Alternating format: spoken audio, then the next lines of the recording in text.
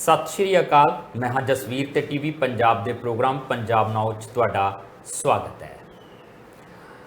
तनाव वध गया है जिद्दां जिद्दां चोणां दी तारीख नेड़े आ रही है, लोक सभा दीयां चोणां नूं लैके सरगर्मी वध रही है। तिवें तिवें बहुत सारे इहो जिहे मामले सुर्खियां फड़दे जा रहे ने जिन्हां दे उत्ते हौली हौली धीमे धीमे पहला काम कीता जा रहा सी। दिल्ली दी एक्साइज पॉलिसी, उस एक्साइज पॉलिसी ने सिर्फ दिल्ली दे विच मनीष सिसोदिया नूं जेल तक नहीं पहुंचाया, बल्कि इहदी धमक पंजाब दे विच भी पई।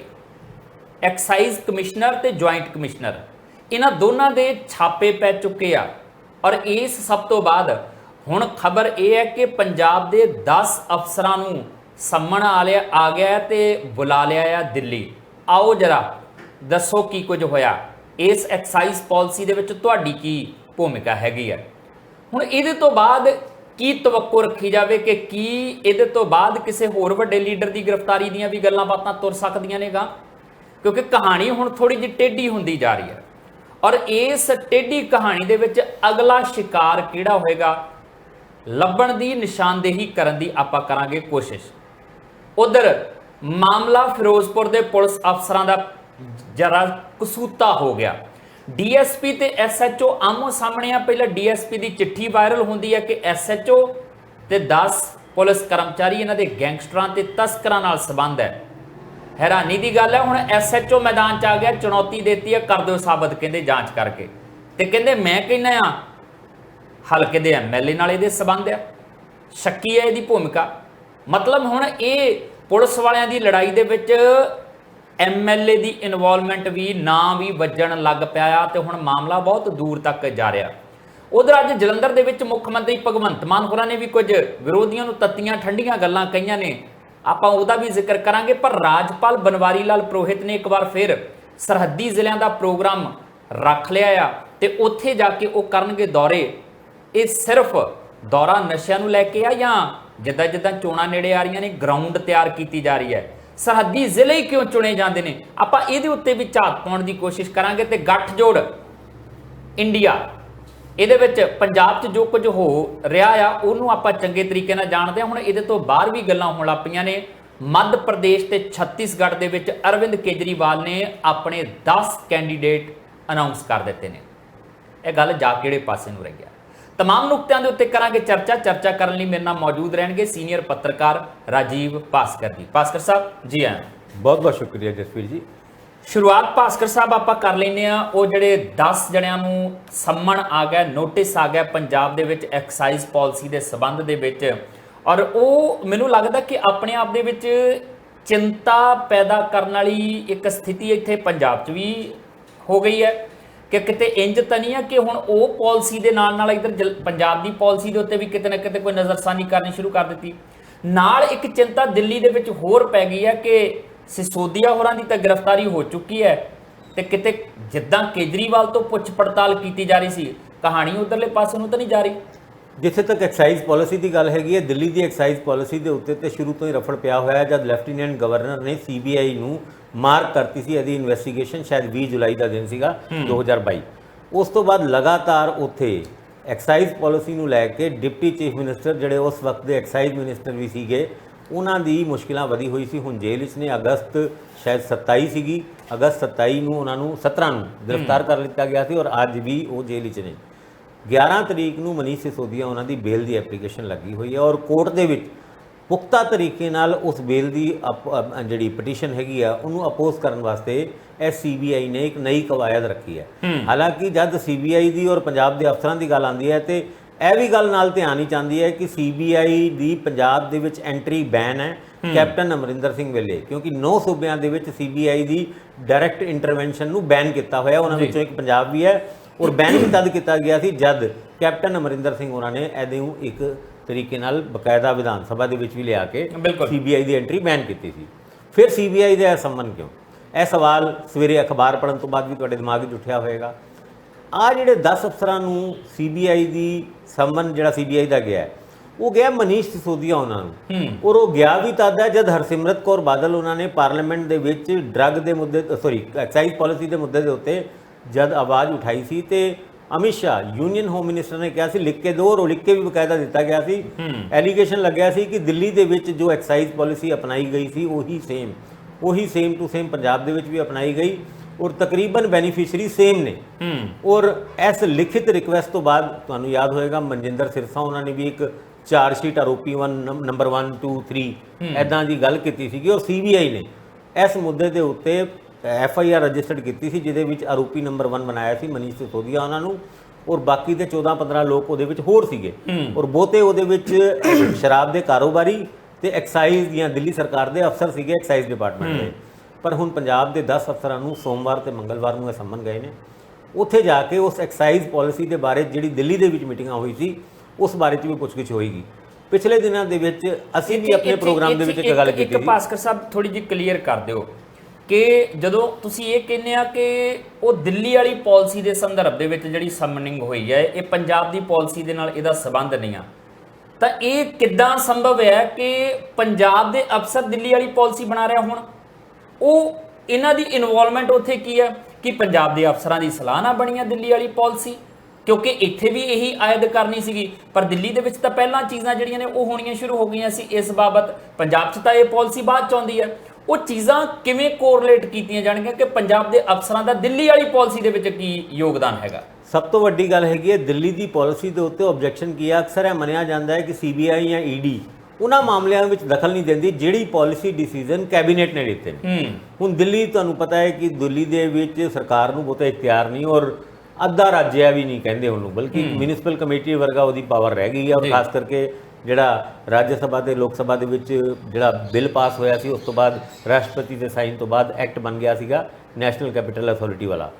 ਉਹਦੇ ਵਿੱਚ ਉਸ ਤੋਂ ਬਾਅਦ ਹੁਣ ਪੰਜਾਬ ਦੇ ਅਫਸਰਾਂ ਨੂੰ ਇਸ ਕਰਕੇ ਸੱਦਿਆ ਗਿਆ ਕਿ ਜਦ ਮੀਟਿੰਗਾਂ ਹੋਈ ਸੀ, ਕਿਉਂਕਿ ਜਿਸ ਤਰ੍ਹਾਂ ਅਸੀਂ ਪਹਿਲੇ ਵੀ ਕਹਿ ਚੁੱਕੇ ਹਾਂ ਕਿ ਮਨੀਸ਼ ਸਿਸੋਦੀਆ ਉਹਨਾਂ ਦੇ ਉੱਤੇ ਮੇਨ ਐਲੀਗੇਸ਼ਨ ਹੀ ਹੈ ਵੇ ਕਿ ਉਹਨਾਂ ਨੇ ਜਿਹੜਾ ਕੈਬਨਿਟ ਨੋਟ ਦੇ ਬੇਸ ਦੇ ਉੱਤੇ ਕੈਬਨਿਟ ਦੇ ਵਿੱਚ ਕੋਈ ਫੈਸਲਾ ਐਕਸਾਈਜ਼ ਪਾਲਿਸੀ ਦੇ ਵਿੱਚ ਚੇਂਜਸ ਲਿਆਉਣ ਦਾ ਨਹੀਂ ਕੀਤਾ, ਬਲਕਿ ਉਹ ਨੋਟ ਐਡੀਸ਼ਨਲ ਤਰੀਕੇ ਨਾਲ ਪਰਸਨਲ ਤਰੀਕੇ ਨਾਲ ਐਡ ਕੀਤਾ ਗਿਆ, ਜਿਹਦੇ ਵਿੱਚ ਕੁਝ ਕਮਿਸ਼ਨ ਵਧਾਉਣ ਦੀ ਗੱਲਾਂ ਕੀਤੀ ਗਈ ਸੀ। ਔਰ ਐਲੀਗੇਸ਼ਨ ਹੈ ਵੀ ਸੀ ਇਹ 6% ਤੋਂ 10% ਤੱਕ ਦੀ ਕਮਿਸ਼ਨ ਅੰਦਰ ਖਾਤੇ ਆਮ ਆਦਮੀ ਪਾਰਟੀ ਦੇ ਖਾਤੇ 'ਚ ਗਈ। ਉਸ ਮੁੱਦੇ ਦੇ ਉੱਤੇ ਹੀ ਗਵਾਹਾਂ ਨੂੰ ਸਟਰੋਂਗ ਕਰਨ ਵਾਸਤੇ ਇਹ 10 ਅਫਸਰਾਂ ਨੂੰ ਬੁਲਾਇਆ। ਔਰ ਇਹ ਇੱਕ ਗੱਲ ਅੱਗੇ ਤੁਰੀ ਹੈ ਕਿ ਪੰਜਾਬ ਦੇ ਵਿੱਚ ਵੀ ਐਕਸਾਈਜ਼ ਪਾਲਿਸੀ ਦੇ ਉੱਤੇ CBI ਕੋਈ ਐਕਸ਼ਨ ਲੈ ਸਕਦੀ ਹੈ। ਉਹ ਅਸੀਂ ਹੁਣੇ ਕਹਿ ਕੇ ਹਟੇ ਹਾਂ ਕਿ ਪੰਜਾਬ ਦੇ ਵਿੱਚ ਸਿੱਧੇ ਤੌਰ ਤੇ ਕੈਬਨਿਟ ਦੇ ਲਿੱਤੇ ਹੋਏ ਫੈਸਲਿਆਂ ਨੂੰ ਨਾ ਤੇ ED ਨਾ ਹੀ CBI ਚੈਲੰਜ ਕਰ ਸਕਦੀ ਹੈ, ਕਿਉਂਕਿ ਇਹ ਪਾਲਿਸੀ ਡਿਸੀਜਨ ਹੁੰਦੇ ਆ ਔਰ ਕੈਬਨਿਟ ਦਾ ਲਿੱਤਾ ਹੋਇਆ ਡਿਸੀਜਨ ਔਰ ਖਾਸ ਕਰਕੇ ਉਸ ਸੂਬੇ ਦੀ ਪਾਲਿਸੀ ਨੂੰ ਲੈ ਕੇ ਉਹਦੇ ਵਿੱਚ ਕਿਸੇ ਵੀ ਤਰੀਕੇ ਨਾਲ ਕੋਈ ਵੀ ਇਖਤਿਆਰ ਇਸ ਮਾਮਲੇ ਦੇ ਵਿੱਚ ਛੱਤੀਸਗੜ੍ਹ ਦੇ ਵਿੱਚ ਵੀ ਇੱਕ ਫੈਸਲਾ ਸੁਪਰੀਮ ਕੋਰਟ ਤੋਂ ਆਇਆ ਸੀ। ਇੰਜ ਤਨੀਆ ਕਿਤੇ ਕਿ ਇੱਕੋ ਹੀ ਤਾਂ ਬੰਦਾ ਜਿਹੜਾ ਕੇਜਰੀਵਾਲ ਨੂੰ ਇੱਧਰ ਉੱਧਰ ਲੈ ਕੇ ਘੁੰਮਦਾ ਪਿਆ, ਮੁੱਖ ਮੰਤਰੀ ਭਗਵੰਤ ਮਾਨ, ਤੇ ਪੰਜਾਬ ਦੇ ਕੋਲ ਜਹਾਜ਼ ਹੈਗਾ ਅਰਵਿੰਦ ਕੇਜਰੀਵਾਲ ਦੇ ਕੋਲ, ਇਕੱਲੇ ਕੋਲ ਘੁੰਮਣ ਦਾ ਉਸ ਤਰੀਕੇ ਨਾਲ ਸਥਿਤੀਆਂ ਜਿਹੜੀਆਂ ਉਹ ਬਣਦੀਆਂ ਨਹੀਂ ਨਜ਼ਰ ਆ ਰਹੀਆਂ ਨੇ। ਤੇ ਪੰਜਾਬ ਦੇ ਅਫਸਰਾਂ ਨੂੰ ਉੱਥੇ ਸੱਦ ਕੇ ਕੁਝ ਨਾ ਕੁਝ ਇਹ ਪੁੱਛਣ ਦੀ ਕੋਸ਼ਿਸ਼ ਕੀਤੀ ਜਾ ਰਹੀ ਹੋਵੇ ਕਿ ਕੋਈ ਲੂਪ ਹੋਲ ਪੰਜਾਬ ਦੀ ਪਾਲਿਸੀ 'ਚ ਕਿਹੜਾ ਆ ਜਿੱਥੇ ਅਸੀਂ ਹੱਥ ਪਾ ਸਕੇ ਕਿਸੇ ਵੀ ਤਰੀਕੇ ਨਾਲ, ਭਾਵੇਂ ਉਹ ED ਦੇ ਜ਼ਰੀਏ ਹੱਥ ਪੈਣ ਚਾਹੇ ਉਹ CBI ਦੇ ਅਸਿੱਧੇ ਰੂਪ 'ਚ ਹੱਥ ਪੈਣ, ਕੁਝ ਨਾ ਕੁਝ ਨਿਕਲ ਆਵੇ। ਦੇਖੋ ਉਹੀ ਗੱਲ ਆਪਾਂ ਕਰਕੇ ਹਟੇ ਹਾਂ, CBI ਸਿੱਧੇ ਆ ਨਹੀਂ ਸਕਦੀ ਔਰ ED ਤਦ ਤੱਕ ਨਹੀਂ ਆ ਸਕਦੀ ਜਦ ਤੱਕ ਕਿ ਪੰਜਾਬ ਪੁਲਿਸ ਵਿਜੀਲੈਂਸ ਜਾਂ ਕੋਈ ਹੋਰ ਖਾਸ ਕਰਕੇ ਐਕਸਾਈਜ਼ ਪਾਲਿਸੀ ਦੇ ਮੁੱਦੇ ਦੇ ਉੱਤੇ ਕੋਈ ਇਨਵੈਸਟੀਗੇਸ਼ਨ ਸਟਾਰਟ ਕਰੇ। ਉਹਦੀ ਇਨਵੈਸਟੀਗੇਸ਼ਨ ਸ਼ੁਰੂ ਹੋਣ ਤੋਂ ਬਾਅਦ, ਕਿਉਂਕਿ ED ਇੱਕ ਇਸ ਤਰ੍ਹਾਂ ਦੀ ਏਜੰਸੀ ਹੈ ਜਿਹਦੀ ਆਪਣੇ ਆਪ ਵਿੱਚ ਕੋਈ ਜੁਰਿਸਡਿਕਸ਼ਨ ਨਹੀਂ ਬਣਦੀ ਕਿ ਕਿਸੇ ਵੀ ਮਹਿਕਮੇ ਤੇ ਕਿਸੇ ਵੀ ਪਾਲਿਸੀ ਦੇ ਉੱਤੇ ਸਿੱਧੇ ਤੌਰ ਤੇ ਇੰਟਰਵੀਨ ਕਰਕੇ ਕੋਈ ਕੇਸ ਦਰਜ ਕਰ ਸਕੇ। ਜਿੰਨੇ ਵੀ ED ਨੇ ਪੰਜਾਬ ਦੇ ਰਿਲੇਟਡ ਕੇਸਿਸ ਦਰਜ ਕੀਤੇ ਨੇ ਉਹ ਸਾਰੇ ਦੇ ਸਾਰੇ ਪਹਿਲੇ ਵਿਜੀਲੈਂਸ ਦੀ ਇਨਵੈਸਟੀਗੇਸ਼ਨ ਦੇ ਉੱਤੇ, ਹੁਣੇ ਆਸ਼ੂ ਉਹਨਾਂ ਦੇ ਉੱਤੇ ਰੇਡ ਪਈ 6.5 ਕਰੋੜ ਤੋਂ ਲੈ ਕੇ 2 ਕਰੋੜ ਦੇ ਸੋਨੇ ਤੱਕ ਦੀ ਗੱਲ ਹੋਈ। ਉਹ ਸਾਰੀ ਇਨਵੈਸਟੀਗੇਸ਼ਨ ਕੀਤੀ ਤੇ ਸੀ ਜਿਹੜੀ ਵਿਜੀਲੈਂਸ ਡਿਪਾਰਟਮੈਂਟ ਨੇ, ਵਿਜੀਲੈਂਸ ਬਿਊਰੋ ਨੇ, ਪਰ ਬਾਅਦ ਚੋਂ ED ਦੀ ਐਂਟਰੀ ਹੋਈ।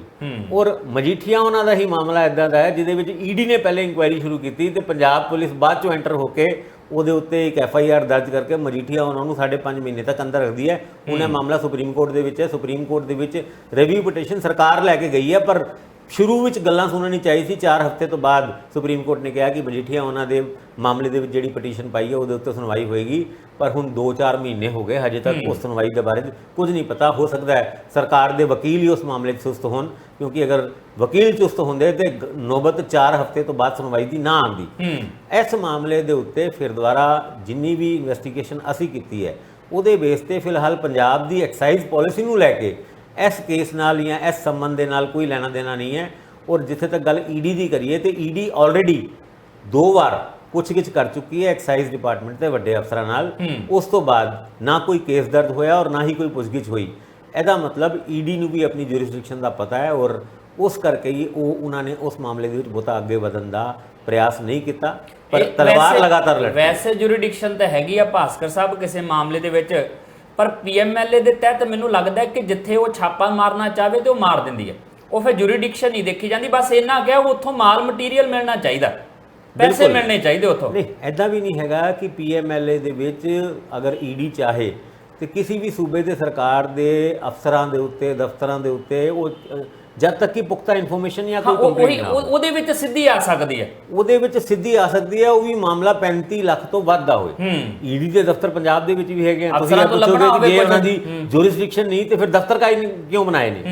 ਜੁਰਿਸਡਿਕਸ਼ਨ ਹੁੰਦੀ ਹੈ। ਫਿਰ ਦੁਬਾਰਾ ਮੈਂ ਇਹ ਗੱਲ ਕਹਿ ਰਿਹਾ ਕਿ ਜਦ ਤੱਕ ਪੰਜਾਬ ਪੁਲਿਸ ਜਾਂ ਕੋਈ ਹੋਰ ਸਿਕਿਉਰਿਟੀ ਏਜੰਸੀਜ਼ ਕਿਸੇ ਮਾਮਲੇ ਨੂੰ ਦਰਜ ਕਰਕੇ ਉਹਦੀ ਇਨਵੈਸਟੀਗੇਸ਼ਨ ਕਰਦੀ ਨਹੀਂ ਤਦ ਤੱਕ ਈਡੀ ਦੀ ਐਂਟਰੀ ਨਹੀਂ ਆਉਂਦੀ। ਔਰ ਈਡੀ ਦੇ ਕੋਲ ਇਖਤਿਆਰ ਹੈਗੇ ਹੈ ਕਿ ਉਹ ਉਸ ਇਨਵੈਸਟੀਗੇਟਿੰਗ ਏਜੰਸੀ, ਭਾਵੇਂ ਉਹ ਪੰਜਾਬ ਪੁਲਿਸ ਹੋਏ, ਭਾਵੇਂ ਉਹ ਵਿਜੀਲੈਂਸ ਬਿਊਰੋ ਹੋਏ ਜਾਂ ਫਿਰ ਜੋ ਵੀ ਇਸ ਤਰ੍ਹਾਂ ਦਾ ਡਿਪਾਰਟਮੈਂਟ ਹੈ ਜਿਹੜੇ ਇਨਵੈਸਟੀਗੇਸ਼ਨ ਕਰਦੇ ਨੇ, ਉਹਨਾਂ ਤੋਂ ਐਫਆਈਆਰ ਦੀ ਕਾਪੀ ਮੰਗ ਕੇ, ਇਨਵੈਸਟੀਗੇਸ਼ਨ ਦੀ ਵੀ ਕਾਪੀ ਮੰਗ ਕੇ, ਫਾਈਲ ਮੰਗ ਕੇ, ਉਸ ਫਾਈਲ ਦੇ ਆਧਾਰ ਦੇ ਉੱਤੇ ਇੱਕ ਹੋਰ ਐਫਆਈਆਰ ਦਰਜ ਕਰਕੇ ਫਿਰ ਰੇਡ ਖੇਲਿਆ ਜਾਂਦਾ ਈਡੀ ਦੁਆਰਾ।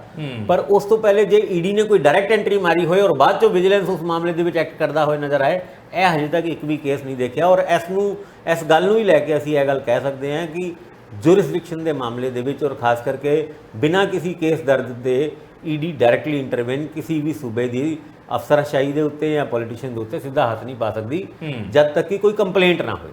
ਬਿਲਕੁਲ, ਇੱਕ ਕੰਪਲੇਂਟ ਤੇ ਦੂਜਾ ਪੈਸਿਆਂ ਦਾ ਮਾਮਲਾ, ਪੱਕੇ ਸਬੂਤ ਕੇ ਜਾਓ ਤੇ ਤੁਹਾਨੂੰ ਖਜ਼ਾਨਾ ਮਿਲ ਜਾਵੇ ਸਿੱਧਾ ਤੇ ਫਿਰ ਤੁਸੀਂ ਆਪਣੇ ਆਪ ਨੂੰ ਕਹੋ ਆਹ ਦੇਖੋ ਸਾਡੇ ਕੋਲ ਪੱਕੀ ਇਨਫੋਰਮੇਸ਼ਨ ਸੀ, ਹੁਣ ਇਦੋਂ ਵੱਧ ਹੋਰ ਕੀ ਕੀਤਾ ਜਾ ਸਕਦਾ।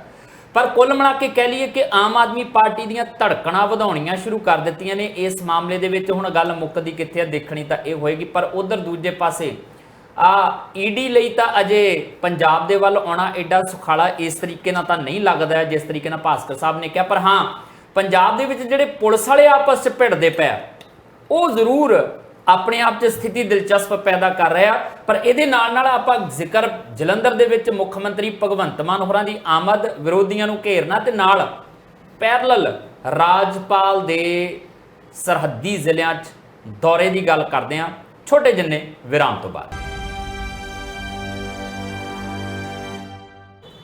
ਬ੍ਰੇਕ ਤੋਂ ਬਾਅਦ ਤੁਹਾਡਾ ਸਵਾਗਤ ਹੈ। ਚਰਚਾ ਨੂੰ ਅੱਗੇ ਤੋਰਦੇ ਹਾਂ। ਲਓ ਜੀ, ਰਾਜਪਾਲ ਬਨਵਾਰੀ ਲਾਲ ਪੁਰੋਹਿਤ ਹੋਰੀ ਫਿਰ ਆ ਗਏ ਮੈਦਾਨ 'ਚ। ਪਿੱਛੇ ਜਿਹਾ ਲੱਗਾ ਸੀ ਠੰਡ ਢੰਡੋਲਾ ਜਿਹਾ ਹੋ ਗਿਆ, ਪਰ ਉਹਨਾਂ ਨੇ ਹੁਣ ਸਰਹੱਦੀ ਜ਼ਿਲ੍ਹਿਆਂ ਦੇ ਫੇਰ ਦੌਰੇ ਰੱਖ ਲਿਆ। ਭਾਸਕਰ ਸਾਹਿਬ, ਮੇਰੇ ਹਿਸਾਬ ਨਾਲ ਤੀਜਾ ਦੌਰਾ ਤਾਂ ਹੋ ਚੱਲਾ ਹੋਣਾ ਇਸੇ ਤਰੀਕੇ ਨਾਲ ਪ੍ਰੋਗਰਾਮ ਮਿੱਥ ਕੇ। ਇੱਕ ਵਾਰੀ ਡੀਜੀਪੀ ਨਾਲ ਸੀਗੇ ਉਹਨਾਂ ਦੇ, ਇੱਕ ਪ੍ਰੈਸ ਕਾਨਫਰੰਸ ਤਾਂ ਮੁੱਖ ਮੰਤਰੀ ਭਗਵੰਤ ਮਾਨ ਦੀ ਮੌਜੂਦਗੀ 'ਚ ਵੀ ਕੀਤੀ ਸੀ ਉਹਨਾਂ ਨੇ। ਦੂਜੇ ਫੇਰੇ 'ਚ ਫਿਰ ਭਗਵੰਤ ਮਾਨ ਹੋਰੀ ਨਾਲ ਨਹੀਂ ਜਾਂਦੇ, ਫਿਰ ਉਦੋਂ ਥੋੜ੍ਹੇ ਜਿਹਾ ਇਖਤਲਾਫ ਆਉਣੇ ਸ਼ੁਰੂ ਹੋ ਗਿਆ ਸੀ।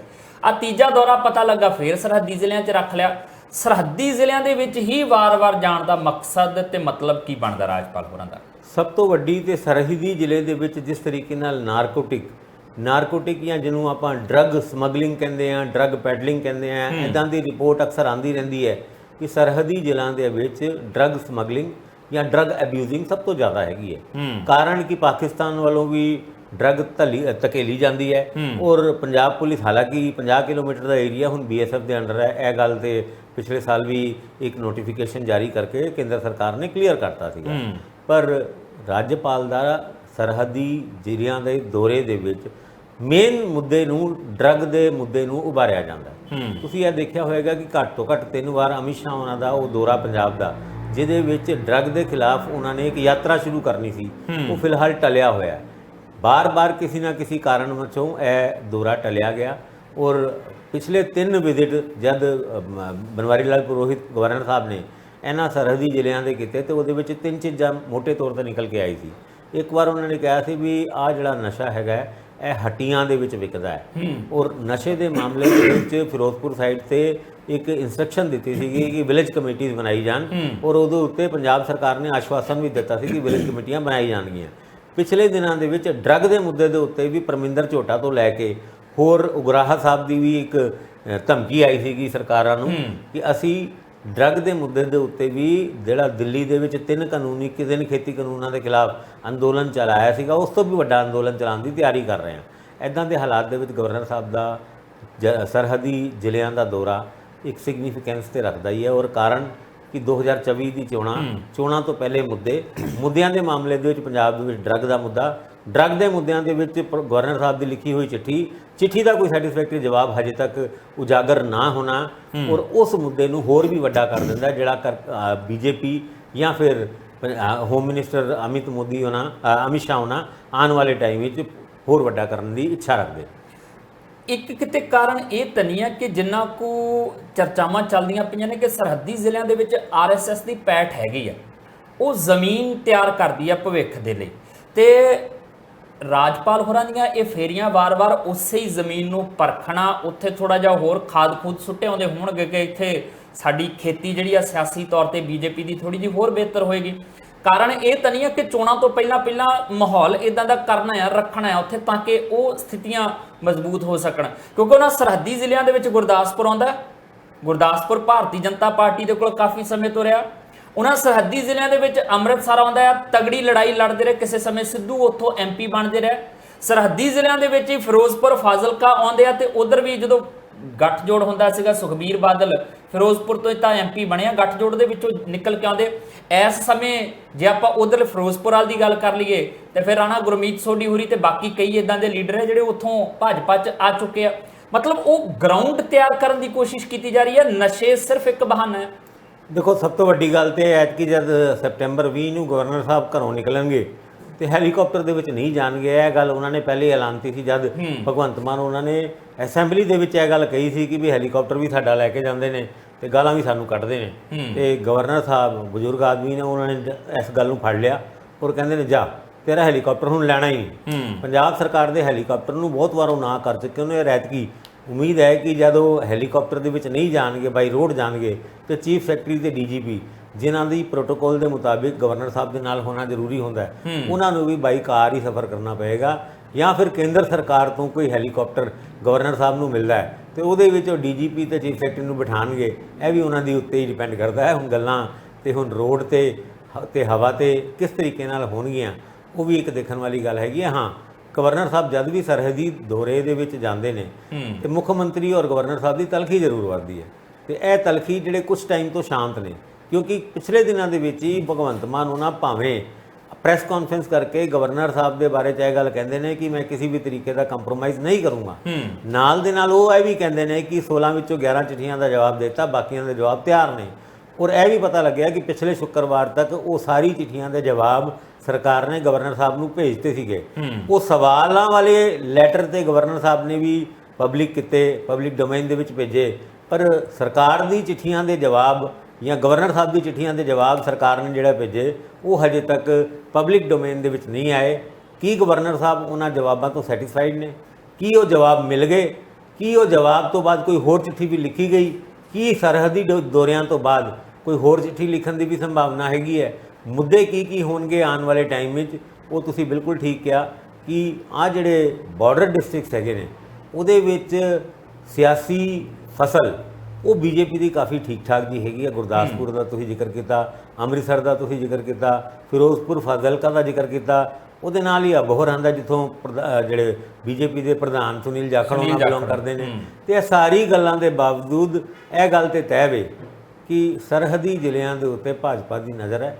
ਕਿਉਂਕਿ ਉਂਝ ਤਾਂ ਪ੍ਰੋਟੋਕੋਲ ਦੇ ਮੁਤਾਬਕ ਪੋਲੀਟੀਕਲੀ ਰੈਲੀਆਂ ਤਾਂ ਕਰ ਨਹੀਂ ਸਕਦੇ ਨਾ, ਇਹ ਜਾ ਕੇ ਉੱਥੇ ਜਾ ਕੇ ਕੰਪੇਨ ਕਰਨਾ ਆਪਣੀ ਪਾਰਟੀ ਬਹਾਨਾ ਹੀ ਹੁੰਦਾ। ਚਲੋ ਇਸ ਤਰੀਕੇ ਨਾਲ ਲੋਕਾਂ ਦੇ ਵਿੱਚ ਵਿਚਰਦੇ ਉਹ ਚੀਜ਼ਾਂ ਕਰਦੇ ਆ।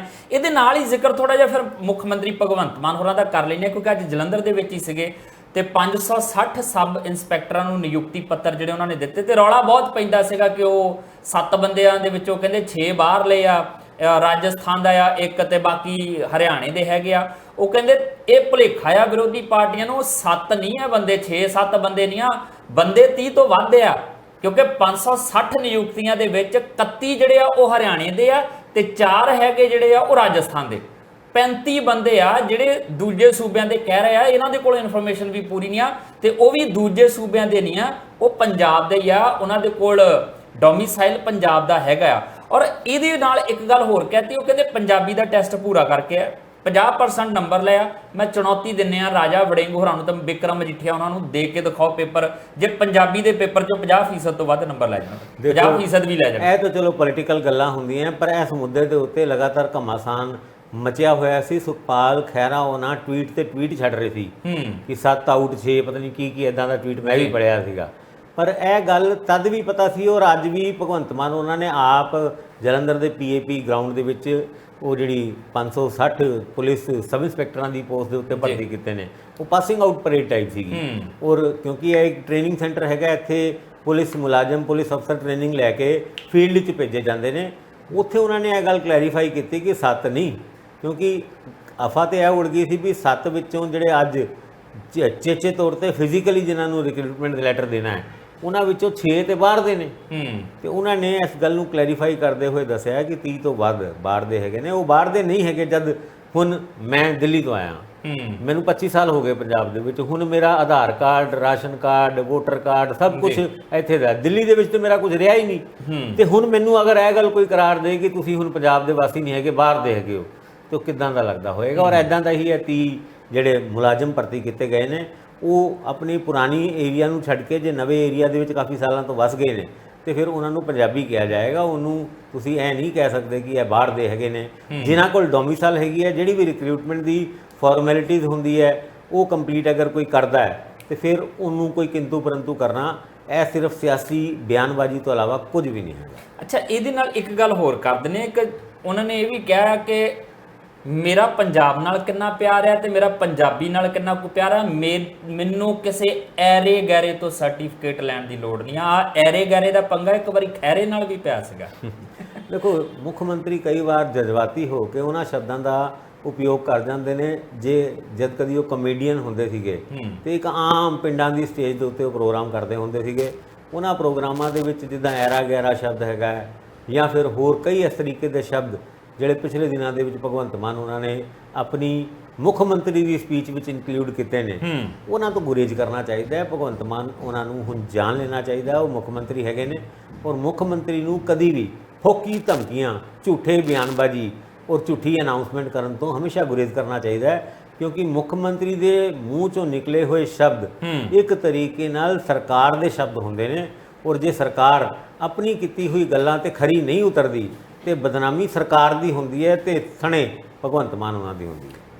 ਮਤਲਬ ਚਿਣ ਕੇ ਤੇ ਚੁਣ ਕੇ ਇਹ ਹੁਨਰ ਆਉਂਦਾ ਹੈ ਮੁੱਖ ਮੰਤਰੀ ਭਗਵੰਤ ਮਾਨ ਹੋਰਾਂ ਨੂੰ ਕਿ ਚਿਣ ਕੇ ਕਿਵੇਂ ਸ਼ਬਦਾਂ ਨੂੰ ਰੱਖਣਾ ਤੇ ਚੁਣ ਕੇ ਕਿਵੇਂ ਰੱਖਣਾ। ਬਸ ਇਹਨਾਂ ਕੋ ਹੈ ਕਿ ਕਦੀ ਫਿਰ ਜਦੋਂ ਸਾਹਮਣੇ ਆਡੀਅנס ਬੈਠੀ ਹੋਵੇ ਤੇ ਅੰਦਰ ਦਾ ਕਲਾਕਾਰ ਵੀ ਜਾਗ ਪੈਂਦਾ ਹੈ। ਉਹ ਸੁਭਾਵਕ ਆ, ਉਹ ਚੀਜ਼ਾਂ ਹੋਣੀਆਂ ਹੀ ਹੁੰਦੀਆਂ ਨੇ। ਇਸ ਕਰਕੇ ਕਦੀ ਕਿਹਾ ਜਾਂਦਾ ਕਿ ਮਾਨ ਸਾਹਿਬ ਜ਼ਿਆਦਾ ਬੋਲ ਗਿਆ। ਪਰ ਇੰਨਾ ਜ਼ਰੂਰ ਹੈ ਕਿ ਬਖਸ਼ਦੇ ਨਹੀਂ ਆ, ਵਿਰੋਧੀ ਧਿਰਾਂ ਨੂੰ ਕਿਤੇ ਨਾ ਕਿਤੇ ਕੋਈ ਨਾ ਕੋਈ ਗੁੱਝਾ ਤੀਰ ਮਾਰ ਹੀ ਦਿੰਦੇ ਆ। ਪਰ ਇਸ ਸਭ ਦੇ ਦਰਮਿਆਨ ਆਪਾਂ ਪੁਲਿਸ ਵਾਲਿਆਂ ਦੀ ਆਪਸੀ ਲੜਾਈ ਜਿਹੜੀ ਹੈ ਨਾ, ਉਹਦਾ ਜ਼ਿਕਰ ਕਰਨਾ ਕਿ ਨਸ਼ਿਆਂ ਨੂੰ ਲੈ ਕੇ, ਗੈਂਗਸਟਰਾਂ ਨੂੰ ਲੈ ਕੇ ਕੌਣ ਕਿੰਨਾ ਕੁ ਪਾਕ ਸਾਫ ਹੈ ਤੇ ਕੌਣ ਕਿੰਨਾ ਕੁ ਦਾਗੀ ਹੈ, ਇਹ ਹੁਣ ਲੜਾਈ ਸ਼ੁਰੂ ਹੋ ਗਈ ਹੈ। ਗੱਲ ਕਰਦੇ ਹਾਂ ਛੋਟੇ ਜਿਹੇ ਵਿਰਾਮ ਤੋਂ ਬਾਅਦ। ਬ੍ਰੇਕ ਤੋਂ ਬਾਅਦ ਤੁਹਾਡਾ ਸਵਾਗਤ ਹੈ। ਫਿਰੋਜ਼ਪੁਰ ਦੇ DSP ਸੁਰਿੰਦਰਪਾਲ ਬੰਸਲ ਚਿੱਠੀ ਲਿਖਦੇ SSP ਨੂੰ, ਔਰ ਉਸ ਚਿੱਠੀ ਦੇ ਵਿੱਚ ਸਾਫ਼ ਲਿਖਦੇ ਆ ਕਿ ਇੱਥੋਂ ਦਾ SHO, ਉਸ SHO ਦੇ ਸੰਬੰਧ ਹੈਗੇ ਆ ਗੈਂਗਸਟਰਾਂ ਦੇ ਨਾਲ, ਨਸ਼ਾ ਤਸਕਰਾਂ ਦੇ ਨਾਲ। 10 ਹੋਰ ਪੁਲਿਸ ਮੁਲਾਜ਼ਮ ਹੈਗੇ ਆ ਜਿਨ੍ਹਾਂ ਦੇ ਵਿੱਚੋਂ ਕੁਝ ਕੁ ਨੂੰ ਤਾਂ ਨਸ਼ਾ ਫੜ ਕੇ ਕਿਨਾਰੇ ਤੇ ਵੀ ਕੀਤਾ ਗਿਆ ਸੀਗਾ ਡਿਊਟੀ ਤੋਂ, ਪਰ ਉਹ ਵੀ ਆਉਂਦੇ ਜਾਂਦੇ ਰਹਿੰਦੇ ਆ ਤੇ ਮਾਹੌਲ ਖਰਾਬ ਆ। ਸਰਹੱਦੀ ਜ਼ਿਲ੍ਹਾ ਆ ਇਹ, ਤੇ ਇੱਥੇ ਸਥਿਤੀਆਂ ਸੁਰੱਖਿਆ ਵਾਲੀਆਂ ਬਣ ਸਕਦੀਆਂ ਤੇ ਜਾਂਚ ਪੜਤਾਲ ਕਰੋ ਤੇ ਇਹਨਾਂ ਦੇ ਉੱਤੇ ਕਾਰਵਾਈ ਕਰੋ। ਗੱਲ ਗਾਂ ਤੁਰ ਪਈ ਆ ਹੁਣ। ਉਹ SHO ਚੌਹਾਨ ਜਿਹਦੇ ਉੱਤੇ ਇਹ ਇਲਜ਼ਾਮ ਧਰੇ ਗਿਆ ਸੀ, ਹੁਣ ਉਹ ਮੈਦਾਨ 'ਚ ਆ ਗਿਆ। ਉਹ ਕਹਿੰਦੇ ਮੇਰੀ ਜਾਂਚ ਕਰਾਉਣੀ ਆ, ਕਰਾ ਲਓ, ਜੇ ਦੋਸ਼ੀ ਹੋਇਆ ਤੇ ਮੈਂ ਨੌਕਰੀ ਤੋਂ ਪਰੇ ਹੋ ਜਾਵਾਂਗਾ, ਆਪ ਹੀ ਅਸਤੀਫਾ ਦੇ ਦਾਂਗਾ, ਪਰ ਨਾਲ ਦੀ ਨਾਲ DSP ਦੀ ਜਾਂਚ ਜ਼ਰੂਰ ਕਰਵਾਓ। ਕਹਿੰਦੇ ਸ਼ੱਕੀ ਹੈ ਇਹਦੀ ਭੂਮਿਕਾ ਵੀ। ਭਾਸਕਰ ਸਾਹਿਬ ਇੱਥੋਂ ਤੱਕ ਵੀ ਕਹਿਤਾ, ਉਹ ਕਹਿੰਦੇ ਜਦੋਂ ਆਏ ਤੇ ਆਉਂਦੇ ਸਾਰ ਜੁਆਇਨਿੰਗ ਵੇਲੇ ਕਹਿੰਦੇ MLA ਦੀ ਬਹੁਤ ਤਾਰੀਫ ਕੀਤੀ ਇਹਨਾਂ ਨੇ, ਤੇ ਇੱਕ ਵਾਰੀ ਤਾਂ ਕਹਿੰਦੇ MLA ਦੀ ਗੱਡੀ ਚਲਾਉਂਦੇ ਵੀ ਦੇਖੇ ਗਏ ਆ। ਜਿਸ ਤਰੀਕੇ ਨਾਲ ਪੁਲਿਸ ਵਾਲਿਆਂ ਵਿੱਚ ਆਪਸ ਵਿੱਚ ਤੂੰ ਮੈਂ ਹੋ ਰਹੀ ਹੈ, ਉਹ ਵੀ ਉਸ ਚਿੱਠੀ ਤੋਂ ਬਾਅਦ ਜਿਹੜੀ DSP City 1 ਨੇ ਲਿਖੀ ਸੀਗੀ ਆਪਣੇ SSP ਨੂੰ, ਜਿਹਦੇ ਵਿੱਚ ਥਾਣਾ ਸਦਰ ਥਾਣਾ ਸਦਰ ਫਿਰੋਜ਼ਪੁਰ ਦੇ ਐਸਐਚਓ ਅਭਿਨਵ ਚੌਹਾਨ ਦੇ ਉੱਤੇ ਐਲੀਗੇਸ਼ਨ ਲਾਇਆ ਸੀ। ਉਹ ਤੇ ਉਹਨਾਂ ਦੇ 10 ਹੋਰ ਸਾਥੀ ਉਹ ਗੈਂਗਸਟਰਾਂ ਨਾਲ, ਡਰੱਗ ਪੈਡਲਰ ਨਾਲ ਮਿਲੇ ਹੋਏ ਨੇ ਔਰ ਉਸ ਚਿੱਠੀ ਦੇ ਉੱਤੇ ਤੇ ਜਿੰਨਾ ਕੋਈ ਐਕਸ਼ਨ ਹੋਣਾ ਸੀਗਾ। ਪਰ ਹੁਣ ਜਵਾਬੀ ਕਾਰਵਾਈ ਉਹ ਅਭਿਨਵ ਚੌਹਾਨ ਉਹਨਾਂ ਨੇ ਵੀ ਕਰਤੀ ਹੈ। ਉਹਨਾਂ ਨੇ ਡੀਐਸਪੀ ਦੇ ਉੱਤੇ ਵੀ ਇੱਕ ਐਲੀਗੇਸ਼ਨ ਲਾਤਾ ਹੈ ਕਿ ਮੇਰੀ ਜਾਂਚ ਤੇ ਕਰੋ। ਚਲੋ ਮੇਰੇ ਖਿਲਾਫ ਜੋ ਐਕਸ਼ਨ ਲੈਣਾ ਹੈ ਪਰ ਡੀਐਸਪੀ ਸਾਹਿਬ ਦੀ ਵੀ ਜਾਂਚ ਕਰੋ। ਲੋਕਲ ਐਮਐਲਏਆਂ ਦੀ ਪਿਛਲੇ ਦਿਨਾਂ ਦੇ ਵਿੱਚ ਤੁਹਾਨੂੰ ਯਾਦ ਹੋਏਗਾ ਮੌੜ ਦੇ ਵਿੱਚ ਡੀਐਸਪੀ ਨੂੰ ਔਰ ਉਹਦੇ ਇੱਕ ਰੀਡਰ ਨੂੰ ਰਿਸ਼ਵਤ ਲੈਂਦੇ ਹੋਏ ਫੜਿਆ ਗਿਆ 30,000 ਰੁਪਏ ਦੀ 30,000 ਰੁਪਏ ਦੀ। ਉਸ ਤੋਂ ਬਾਅਦ ਕਥਿਤ ਤੌਰ ਤੇ ਉਹਨਾਂ ਨੇ ਇੱਕ ਸਟੇਟਮੈਂਟ ਦਿੱਤੀ ਸੀ ਕਿ ਐਮਐਲਏ ਨੂੰ ਅਸੀਂ ਮਹੀਨਾ ਦੇਣਾ ਪੈਂਦਾ ਹੈ ਤੇ ਇਸ ਕਰਕੇ ਸਾਨੂੰ ਰਿਸ਼ਵਤ ਲੈਣੀ ਜ਼ਰੂਰੀ ਹੈ ਔਰ ਜਨਹਿਤ 'ਚ ਅਸੀਂ ਰਿਸ਼ਵਤ ਲੈ ਰਹੇ ਹਾਂ। ਇਹ ਵੀ ਗੱਲ ਉਹਨਾਂ ਨੇ ਕੀਤੀ ਸੀਗੀ, ਯਾਨੀ ਐਮਐਲਏ ਹਿੱਤ ਦੀ ਗੱਲ ਕਰੀਏ, ਜਨਹਿਤ ਤੇ ਕਰ ਕੀ ਹੋਣਾ ਇਹਦੇ। ਉੱਦਾਂ ਦੀ ਗੱਲਾਂ ਹੀ ਇੱਦਾਂ ਚੱਲ ਰਹੀ ਹੈ ਔਰ ਇੱਦਾਂ ਦੀ ਗੱਲਾਂ ਜਦ ਨਿਕਲ ਕੇ ਆਉਂਦੀ ਹੈ ਤੇ ਤੁਸੀਂ ਇਹ ਦੇਖੋ ਕਿ ਪੁਲਿਸ ਦਾ, ਸੂਬੇ ਦੀ ਸਰਕਾਰ ਦਾ ਅਕਸ ਕਿੰਨਾ ਕੁ ਖਰਾਬ ਹੁੰਦਾ ਹੈ। ਸਰਕਾਰ ਇਹ ਚਿੱਠੀ ਦਾ ਜਵਾਬ ਚਿੱਠੀ, ਕਾਊਂਟਰ ਐਲੀਗੇਸ਼ਨ, ਇਹ ਸਾਰੀ ਗੱਲਾਂ ਦੇ ਵਿੱਚ ਪੈ ਕੇ ਅਸਲ ਮੁੱਦਿਆਂ ਦੇ ਉੱਤੇ ਹੁਣ ਸਰਹੱਦੀ ਜ਼ਿਲ੍ਹਿਆਂ ਦਾ ਦੌਰਾ ਗਵਰਨਰ ਸਾਹਿਬ ਕਰਨ ਜਾ ਰਹੇ ਨੇ ਔਰ ਉਹਦੇ ਵਿੱਚ ਫਿਰੋਜ਼ਪੁਰ ਵੀ ਹੈ ਔਰ ਫਿਰੋਜ਼ਪੁਰ ਦੇ ਵਿੱਚੋਂ ਹੀ ਇਹ ਗੱਲ ਨਿਕਲ ਕੇ ਆਣਾ, ਮੈਨੂੰ ਇਹ ਲੱਗਦਾ ਜਦ ਤੱਕ ਗਵਰਨਰ ਸਾਹਿਬ ਉੱਥੇ ਪਹੁੰਚਣਗੇ ਤੇ ਇਹ ਮੁੱਦਾ ਵੀ ਗਵਰਨਰ ਸਾਹਿਬ ਕਿਸੇ ਪ੍ਰੈਸ ਕਾਨਫਰੰਸ ਦੇ ਵਿੱਚ ਕਿਸੇ ਜਗ੍ਹਾ ਉਠਾਣਗੇ। ਕਿਉਂ ਨਹੀਂ ਕਰਨਗੇ? ਸਰਕਾਰ ਨੂੰ ਘੇਰਨ ਦਾ ਮੌਕਾ ਮਿਲ ਰਿਹਾ ਉਹਨਾਂ ਨੂੰ। ਬਿਲਕੁਲ ਔਰ ਮੈਨੂੰ ਇਹ ਲੱਗਦਾ ਹੈ ਕਿ ਇਹ ਵੀ ਰੀਜ਼ਨ ਹੋ ਸਕਦਾ ਹੈ ਕਿ ਉੱਥੇ ਹੁਣ ਇਹ ਗੱਲਾਂ ਨਿਕਲ ਕੇ ਆਈਆਂ। ਵਰਨਾ ਦੇਖਿਆ ਨਹੀਂ ਕਦੀ ਕੋਈ ਡੀਐਸਪੀ ਆਪਣੇ ਏਰੀਏ ਦੇ ਐਸਐਚਓ ਜਾਂ 10 ਮੁਲਾਜ਼ਮਾਂ ਦੇ ਖਿਲਾਫ ਇੱਦਾਂ ਬੇਬਾਕ ਹੋ ਕੇ ਐਸਐਸਪੀ ਨੂੰ ਚਿੱਠੀ ਲਿਖਦੇ ਔਰ ਉਹ ਚਿੱਠੀ ਨਾ ਸਿਰਫ ਲਿਖੇ ਬਲਕਿ ਮੀਡੀਆ ਨੂੰ ਵੀ ਲੀਕ ਕਰਦੇ ਔਰ ਉਸ ਤੋਂ ਬਾਅਦ ਮੀਡੀਆ ਦੇ ਸਵਾਲਾਂ ਦਾ ਜਵਾਬ ਐਸਐਸਪੀ ਸਾਹਿਬ ਨੂੰ ਦੇਣਾ ਪੈ ਜਾਏ। ਔਰ ਕਾਰਨ ਕਿ ਜੇ ਚਿੱਠੀ ਲਿਖੀ ਹੈ ਤਾਂ ਚਲੋ ਲਿਖੀ ਹੋਏਗੀ, ਲੇਕਿਨ ਉਹਨੂੰ ਜਨਤਕ ਕੀਤਾ ਹੈ ਤੇ ਕੋਈ ਮਕਸਦ ਹੋਰ ਵੀ ਹੋ ਸਕਦਾ ਹੈ। ਪਰ ਇਨਵੈਸਟੀਗੇਸ਼ਨ ਦਾ ਮੁੱਦਾ ਹੈਗਾ ਕਿਉਂਕਿ ਉਸ ਏਰੀਏ ਦੇ ਵਿੱਚ ਤੁਹਾਨੂੰ ਯਾਦ ਹੋਏਗਾ ਪਰਮਿੰਦਰ ਸਿੰਘ ਬਾਜਵਾ, ਉਹਨਾਂ ਦੇ ਉੱਤੇ ਵੀ ਇੱਕ ਐਲੀਗੇਸ਼ਨ ਲੱਗਿਆ ਸੀਗਾ ਕਿ ਉਹਨਾਂ ਨੇ ਕਿਸੇ ਵਿਅਕਤੀ ਨੂੰ ਡਰੱਗ ਦੇ ਕੇਸ ਤੇ ਕੱਢਣ ਤੇ ਉਹਨਾਂ ਨੇ ਲੱਖਾਂ ਰੁਪਏ ਦੀ ਰਿਸ਼ਵਤ ਲਿੱਤੀ ਸੀ ਜੀ। ਉਸ ਤੋਂ ਇਲਾਵਾ ਇੰਦਰਬੀਰ ਸਿੰਘ ਡੀਆਈਜੀ ਫਿਰੋਜ਼ਪੁਰੀ ਸੀਗੇ, ਉਹ ਵੀ ਉਹਨਾਂ ਦੇ ਉੱਤੇ ਵੀ ਐਲੀਗੇਸ਼ਨ ਲੱਗਿਆ ਸੀਗਾ ਕਿ ਇੱਕ ਆਪਣੇ ਹੀ ਮੁਲਾਜ਼ਮ ਤੋਂ ਉਹਨਾਂ ਨੇ ਐਕਸਟੋਰਸ਼ਨ ਕਰਵਾਈ ਔਰ ਉਹਨੂੰ ਟੌਰਚਰ ਕੀਤਾ ਗਿਆ ਔਰ ਕਿਹਾ ਗਿਆ ਕਿ ਇੰਨੇ ਪੈਸੇ ਦੇ, ਨਹੀਂ ਪੈਸੇ ਦੇਗਾ ਤੇ ਤੈਨੂੰ ਇੱਕ ਝੂਠੇ ਡਰੱਗ ਦੇ ਕੇਸ ਦੇ ਵਿੱਚ ਫਸਾ ਦਿੱਤਾ ਜਾਏਗਾ। ਇਹ ਸਾਰੀ ਗੱਲਾਂ ਨੂੰ ਕਲੱਬ ਕਰਕੇ ਔਰ ਉਸ ਬਾਰਡਰ ਡਿਸਟ੍ਰਿਕਟ ਫਿਰੋਜ਼ਪੁਰ ਦੀ ਗੱਲ ਨੂੰ ਜੇ ਅੱਗੇ ਵਧਾਉਣ ਦੀ ਕੋਸ਼ਿਸ਼ ਕਰੋ ਤੇ ਸਭ ਕੁਝ ਠੀਕ ਨਹੀਂ ਹੈਗਾ ਪੰਜਾਬ ਪੁਲਿਸ ਦੇ ਵਿੱਚ, ਖਾਸ ਤੌਰ ਤੇ ਫਿਰੋਜ਼ਪੁਰ ਦੇ ਵਿੱਚ ਹੀ ਇਹ ਕੰਪਲੇਂਟਾਂ ਕਿਉਂ ਆ ਰਹੀ ਹੈ। ਪੱਟੀ ਜ਼ਿਲ੍ਹੇ ਦੀ ਇੱਕ ਕੰਪਲੇਂਟ ਸੀਗੀ ਡਰੱਗ ਦੇ ਮੁੱਦੇ ਦੇ ਉੱਤੇ ਔਰ ਉਹਦਾ ਫੈਸਲਾ ਡੀਐਸਪੀ ਲਖਬੀਰ ਸਿੰਘ ਕਿੱਥੇ ਜਾ ਕੇ ਕਰਾਂਦਾ? ਪੱਟੀ ਫਿਰੋਜ਼ਪੁਰ ਦੇ ਵਿੱਚ ਔਰ ਫਿਰੋਜ਼ਪੁਰ ਦੇ ਡੀਆਈਜੀ ਦਾ ਉਹਦੇ ਵਿੱਚ ਨਾਮ ਆਂਦਾ ਔਰ ਡੀਆਈਜੀ ਦੇ ਖਿਲਾਫ ਕੇਸ ਦਰਜ ਕਰਨ ਤੋਂ ਬਾਅਦ ਤੁਸੀਂ ਦੇਖੋ ਹਜੇ ਤੱਕ ਅਰੈਸਟ ਨਹੀਂ ਹੋਈ ਪੰਜਾਬ ਪੁਲਿਸ ਨੇ। ਤੁਸੀਂ ਸੁਣੀ ਹੈ ਕਿ ਬਈ ਅਰੈਸਟ ਤਾਂ ਰਾਜਜੀਤ ਦੀ ਵੀ ਨਹੀਂ ਹੋਈ? ਰਾਜਜੀਤ ਤੇ ਚਲੋ ਭੱਜਿਆ ਹੋਇਆ, ਭਗੌੜਾ ਕਰਾਰ ਹੋ ਗਿਆ, ਪਰ ਇੰਦਰਬੀਰ ਸਿੰਘ ਉਹਨਾਂ ਦੇ ਖਿਲਾਫ ਐਫਆਈਆਰ ਦੀ ਖਬਰ ਤੁਸੀਂ ਵੀ ਪੜ੍ਹੀ ਹੋਏਗੀ, ਤੁਸੀਂ ਵੀ ਡਿਸਕਸ ਕੀਤੀ ਹੋਏਗੀ। ਉਸ ਤੋਂ ਬਾਅਦ ਹੁਣੇ ਤੱਕ ਸੁਣਿਆ ਕਿ ਇੰਦਰਬੀਰ ਉਹਨਾਂ ਦੇ ਖਿਲਾਫ ਕੋਈ ਐਕਸ਼ਨ ਹੋਇਆ ਔਰ ਵਿਜੀਲੈਂਸ ਬਿਊਰੋ ਅੰਮ੍ਰਿਤਸਰ ਨੇ ਉਹਨਾਂ ਦੇ ਖਿਲਾਫ ਇਨਕੁਆਇਰੀ ਕਰਕੇ ਉਹਨਾਂ ਦੇ ਖਿਲਾਫ ਕੇਸ ਦਰਜ ਕਰਨ ਦੀ ਰਿਕਮੈਂਡੇਸ਼ਨ ਕੀਤੀ ਸੀ। ਪਰ ਅੱਜ ਤੱਕ ਇੰਦਰਬੀਰ ਸਿੰਘ ਉਹਨਾਂ ਦਾ ਫੜਿਆ ਜਾਣਾ ਕੀ ਉਹ ਭੱਜੇ ਹੋਏ ਨੇ, ਇਹ ਵੀ ਨਹੀਂ ਖਬਰ ਆਈ ਕਿ ਵੀ ਕਿਸੇ ਜਗ੍ਹਾ ਕੋਈ ਲੁੱਕ ਕੇ ਰਹਿਣਾ ਪੈ ਰਿਹਾ ਹੈ। ਚਲੋ ਰਾਜਜੀਤ ਦੇ ਮਾਮਲੇ ਦੇ ਵਿੱਚ ਆਪਾਂ ਇਹ ਕਹਿ ਸਕਦੇ ਹਾਂ ਕਿ ਉਹਨਾਂ ਦੇ ਵਿੱਚ ਲਗਾਤਾਰ ਕੋਰਟ ਦੇ ਵਿੱਚ ਉਹਨਾਂ ਦੀ ਐਂਟੀਸਿਪੇਟਰੀ ਬੇਲ ਜਦ ਰਿਜੈਕਟ ਹੋ ਜਾਂਦੀ ਹੈ, ਐਲਓਸੀ ਜਾਰੀ ਹੁੰਦੇ ਨੇ ਔਰ ਉਹਨਾਂ ਨੂੰ ਭਗੌੜਾ ਕਰਾਰ ਦਿੱਤਾ ਜਾਂਦਾ ਹੈ ਤੇ ਫਿਰ ਰਾਜਜੀਤ ਦਾ ਨਾਂ ਫੜਿਆ ਜਾਣਾ ਉਹਦੇ ਉੱਤੇ ਵੀ ਕਿੰਤੂ ਪਰੰਤੂ ਤੇ ਪੰਜਾਬ ਦੇ ਵਿੱਚ ਬਹੁਤ ਜ਼ਿਆਦਾ ਹੋ ਰਿਹਾ ਹੈ ਕਿਉਂਕਿ ਰਾਜਜੀਤ ਦੇ ਫੜੇ ਜਾਣ ਤੋਂ ਬਾਅਦ ਕਈ ਪੁਲਿਸ ਅਫਸਰਾਂ ਦੇ ਉੱਤੇ ਇੱਕ ਤਰੀਕੇ ਨਾਲ ਤਲਵਾਰ ਲੱਗ ਜਾਂਦੀ ਹੈ। ਭਾਸਕਰ ਸਾਹਿਬ ਇਹ ਭੱਜਿਆ ਰਹਿੰਦਾ ਜੀ। ਇਹਨੂੰ ਥੋੜਾ ਜਿਹਾ ਆਪਾਂ ਇੱਕ ਹੋਰ ਚੀਜ਼ ਵੀ ਦੇਖੀਏ, ਜਦੋਂ ਕਿ ਹਰਪ੍ਰੀਤ ਸਿੱਧੂ ਹੋਰਾਂ ਨੂੰ ਐਸਟੀਐਫ ਦੇ ਮੁਖੀ ਬਣਾਇਆ ਸੀਗਾ, ਪੈਂਦੀ ਸੱਟੇ ਉਹਨਾਂ ਨੇ ਕੁਝ ਇਦਾਂ ਦੀਆਂ ਗਤੀਵਿਧੀਆਂ ਕੀਤੀਆਂ ਸੀ, ਬੜੇ ਦੂਰ ਤੱਕ ਦੇ ਤਾਰ ਫੜ ਲਏ ਸੀਗੇ ਤੇ ਕੈਪਟਨ ਅਮਰਿੰਦਰ ਸਿੰਘ ਨੂੰ ਉਸੇ ਵੇਲੇ ਜਿਹੜੇ ਡੀਜੀਪੀਜ਼ ਸੀਗੇ ਨਾ ਉਹਨਾਂ ਦੀ ਇੱਕ ਮੀਟਿੰਗ ਬੁਲਾਉਣੀ ਪਈ ਸੀਗੀ, ਬਿਠਾ ਕੇ ਸਹਿਮਤੀਆਂ ਬਣਾਉਣੀਆਂ ਪਈਆਂ ਸੀ। ਪਤਾ ਲੱਗਾ ਸੀਗਾ ਕਿ ਤਾਰ ਡਰੱਗ ਤਸਕਰੀ ਦੇ ਬੜੇ ਦੂਰ ਤੱਕ ਜੁੜਨ ਲੱਗ ਪਏ ਨੇ ਤੇ ਹੁਣ ਉਹਦੇ ਤੋਂ ਬਾਅਦ ਹਰਪ੍ਰੀਤ ਸਿੱਧੂ ਦੀਆਂ ਤਾਕਤਾਂ ਨੂੰ ਵੀ ਥੋੜਾ ਜਿਹਾ ਸੀਮਤ ਕੀਤਾ ਗਿਆ ਸੀ। ਪਹਿਲਾਂ ਉਹ ਸਿੱਧੇ ਮੁੱਖ ਮੰਤਰੀ ਨੂੰ ਰਿਪੋਰਟ ਕਰਦੇ ਸੀਗੇ, ਪਰ ਉਸ ਮੀਟਿੰਗ ਤੋਂ ਬਾਅਦ ਕਿਹਾ ਗਿਆ ਨਹੀਂ ਤੁਸੀਂ ਡੀਜੀਪੀ ਨੂੰ ਰਿਪੋਰਟ ਕਰੋਗੇ, ਮੁੱਖ ਮੰਤਰੀ ਨੂੰ ਨਹੀਂ ਰਿਪੋਰਟ ਕਰੋਗੇ। ਮਤਲਬ ਪੁਲਿਸ ਦੇ ਅੰਦਰ ਕਾਲੀਆਂ ਭੇਡਾਂ ਨਹੀਂ ਭੇੜੀਏ ਬੈਠੇ ਆ, ਕੱਲੀਆਂ ਭੇਡਾਂ ਨੂੰ ਨਾ ਪਛਾਣੀਏ, ਭੇੜੀਆਂ ਨੂੰ ਪਛਾਣਨਾ ਪੈਣਾ ਤਾਂ ਗੱਲ ਬਣਨੀ। ਦੇਖੋ ਜਦ ਰਾਜਜੀਤ ਦੇ ਖਿਲਾਫ ਐਕਸ਼ਨ ਲਿੱਤਾ ਸੀਗਾ ਸਰਕਾਰ ਨੇ, ਬਰਖਾਸਤ ਕਰਤਾ ਸੀ। ਉਸ ਤੋਂ ਪਹਿਲੇ ਇੰਦਰਜੀਤ ਸਿੰਘ ਜਿਹੜਾ ਸਭ ਤੋਂ ਜ਼ਿਆਦਾ ਡਰੱਗ ਫੜਨ ਵਾਲਾ ਇੰਸਪੈਕਟਰ ਸੀਗਾ ਉਹਨੂੰ ਵੀ ਅੰਦਰ ਕੀਤਾ ਸੀ, ਉਹਦੇ ਕੋਲ ਰਿਕਵਰੀ ਵੀ ਭਾਰੀ ਭਰਕਮ ਦਿਖਾਈ ਗਈ ਸੀ। ਕੀ ਸਿਰਫ 2 ਹੀ ਅਫਸਰ ਸੀਗੇ ਪੂਰੀ ਪੰਜਾਬ ਪੁਲਿਸ ਦੇ ਵਿੱਚ ਜਿਨ੍ਹਾਂ ਦੇ ਡਰੱਗ ਦੇ ਨਾਲ ਨੈਕਸਸ ਸੀਗੇ? ਅੰਮ੍ਰਿਤਸਰ ਦੇ ਵਿੱਚ ਇੱਕ ਪਾਰਟੀ ਹੋਈ ਸੀ ਜਿਹਦੇ ਵਿੱਚ ਇੱਕ ਗੈਂਗਸਟਰ ਮੌਜੂਦ ਸੀਗਾ, ਉਹਦੇ ਵਿੱਚ 5 ਇੰਸਪੈਕਟਰ ਤੇ 2 ਡੀਐਸਪੀ ਸ਼ਾਮਲ ਸੀਗੇ। ਉਹਨਾਂ ਡੀਐਸਪੀ ਦੀ ਤੁਸੀਂ ਟ੍ਰਾਂਸਫਰ ਕਰਤੇ, ਇੱਕ ਦੀ ਮਾਨਸਾ ਤੇ ਇੱਕ ਦੀ ਹੋਰ ਜਗ੍ਹਾ, ਔਰ ਉਹ ਜਿਹੜੇ 5 ਇੰਸਪੈਕਟਰ ਸੀ ਉਹ ਵੀ ਤਿੱਤਰ ਬਿੱਤਰ ਕਰਤੇ ਮਲੇਰਕੋਟਲਾ ਵਾਲੀ ਜਗ੍ਹਾ ਭੇਜ ਦਿੱਤੇ ਗਏ।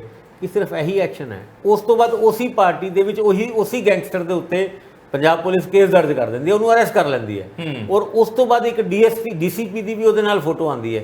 ਇਹ ਪੁਲਿਸ ਦੇ ਅੰਦਰ ਚੱਲਣ ਵਾਲੀ ਰਾਈਵਲਰੀ ਦਾ ਨਤੀਜਾ ਹੈ। ਔਰ ਜਦ ਪੁਲਿਸ ਦੇ ਅੰਦਰ ਕਿਸੇ ਵੀ ਤਰੀਕੇ ਦੀ ਰਾਈਵਲਰੀ ਜਾਂ ਦੁਸ਼ਮਣੀ ਹੋ ਜਾਂਦੀ ਹੈ ਤੇ ਕਈ ਤਰੀਕੇ ਦੇ ਖੁਲਾਸੇ ਨਿਕਲ ਕੇ ਆਉਂਦੇ ਆ। ਉਹਨਾਂ ਖੁਲਾਸਿਆਂ ਦੇ ਉੱਤੇ ਜੇ ਸਰਕਾਰ ਐਕਟ ਨਾ ਕਰੇ ਤੇ ਉਹ ਖੁਲਾਸੇ ਨਹੀਂ ਰਹਿੰਦੇ, ਉਹ ਬਹਿ ਜਾਂਦੇ ਨੇ ਝਾਗ ਵਰਗਾ। ਜਿੱਦਾਂ ਇੰਦਰਬੀਰ ਦੀ ਗੱਲ ਕਰਕੇ ਅਸੀਂ ਹਟੇ ਹਾਂ।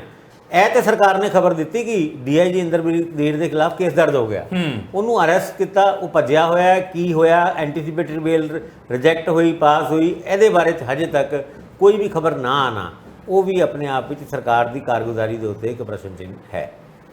ਕੋਈ ਸ਼ੱਕ ਨਹੀਂ ਆ, ਬੜਾ ਕੁਝ ਹੈ।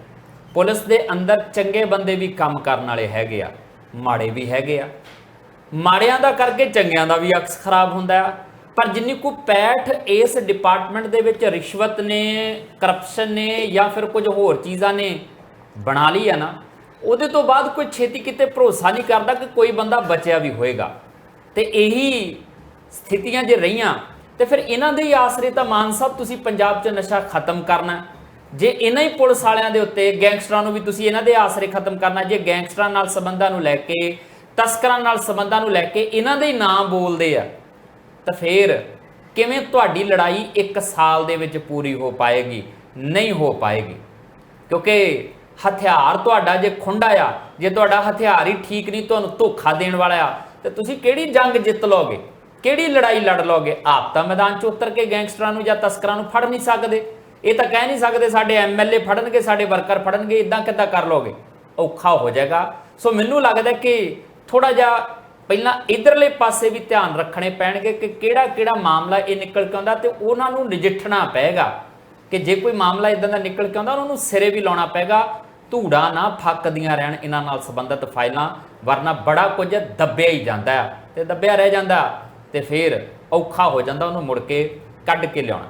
ਫਿਲਹਾਲ ਇੱਧਰ ਜੋ ਕੁਝ ਹੋ ਰਿਹਾ ਸਿਆਸਤ ਦੇ ਵਿੱਚ, ਆਪਾਂ ਉਹਦਾ ਵੀ ਜ਼ਿਕਰ ਕਰਨਾ। 10 ਕੈਂਡੀਡੇਟ ਅਨਾਉਂਸ ਕਰਦੇ ਨੇ ਅਰਵਿੰਦ ਕੇਜਰੀਵਾਲ ਨੇ। ਹੁਣ ਮਾਇਨਾ ਕੀ ਹੈ ਇੰਡੀਆ ਗੱਠਜੋੜ ਦੇ ਵਿੱਚ, ਇਹਦਾ ਗੱਲ ਕਰਦੇ ਹਾਂ ਵਿਰਾਮ ਤੋਂ ਬਾਅਦ। ਬ੍ਰੇਕ ਤੋਂ ਬਾਅਦ ਤੁਹਾਡਾ ਸਵਾਗਤ ਹੈ।